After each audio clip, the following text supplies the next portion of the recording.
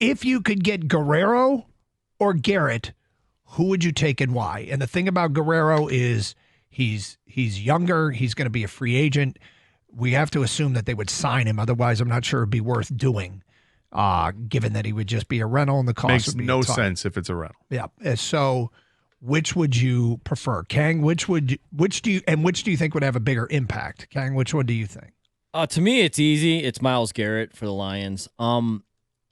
Baseball is very tricky. Myles Garrett has a bigger resume of being great in this league than Vlad Jr. does. He's younger, so you think that would help him, but also he has less of a for sure factor. You know what I mean? If that makes any sense. Like I feel stronger about Garrett, doing something for the next 3-4 years with the Lions or with any team he's on than I do about Guerrero.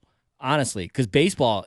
Look at Javi Baez, and I know Javi was never as good as Vlad Jr. was, but if it's really hard in baseball to stay consistently good for that long. That's why these monster contracts that are being dealt out in baseball, they are terrible at the end of these contracts because no one can live up to those numbers, let alone 10 years, let alone 5 years. And I think I think Garrett makes a bigger impact than Vlad Jr. does for the Tigers as a whole. Mike Trout, Ohtani on the same team won nothing. I think in baseball, it's more of a team sport than it is for football, especially if you already have your quarterback. It's interesting because I guess my concern about Myles Garrett is mostly where he is in his career. I went through and tracked a lot of elite pass rushers, and they're not all this way, but most of them when they hit the age of 29, 30, you can see a pretty significant decline. And not everybody. But it felt like most of them when I sat down and looked at the last 10 years. With that said, how many of those guys played opposite Aiden Hutchinson? Like there would be such a opportunity, and other teams would be they'd be trying to build a scheme around having two elite edge rushers. How do you build an offensive scheme? What do you have to dedicate to trying to slow that down? You try to run up the middle. I mean, I guess. But it would have such a huge impact. I would think a 25-year-old baseball player that's been as good as Vlad Guerrero has would definitely impact longer in Detroit than Myles Garrett would in Detroit. And it would make sense to lock him up long term.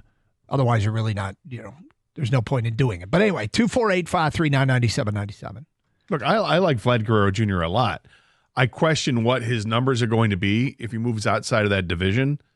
Will he be able to keep up monster numbers?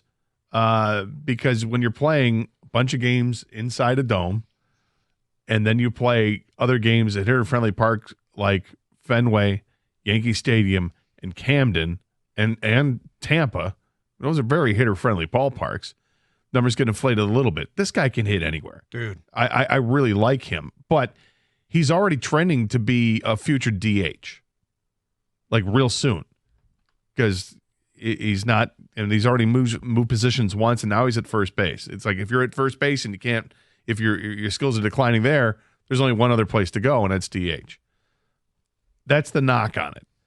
The upside is obviously he can flat out hit, and if this team can be competitive, without him, imagine what they'd be with him. I get the appeal to it, and there is appeal to it, but I worry about is that money that they were looking to sign Bregman, would they throw that at another player, and then does that stop them from throwing it at Skubal? Because I'm surprised that they haven't already tried to throw it at Skubal, or at least we haven't heard anything about that.